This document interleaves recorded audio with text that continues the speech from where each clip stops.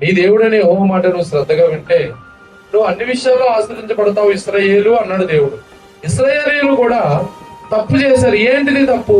నీ దేవుడని యెహోవా మాట శ్రద్ధగా వినుము అంటే వారు చెవిని పెట్టి వినలేదు. లేదు, వినకుండా దానికి మారుగా వేరుగా జీవించారు. అందుకే దీవెనకు బదులు శాపం వచ్చింది. ఏం చెప్పాడు వారితో? ఎన్నో ఆజ్ఞలు, మీరు విగ్రహాలకు బలించిన వాటిని తినొద్దు, అవన్నీ పక్కన పెట్టి దేవుడు ఎలాగో చెప్తారు, ఇది పని పట్టలేదు, మనకు నచ్చింది చేద్దాం అంటున్నారు. చేసేసారు. చేసిన తర్వాత దేవుని దృష్టికి దోషులయ్యారు. వాళ్ళ శత్రువుల చేతికి 7 సంవత్సరాలు అప్పగించారు.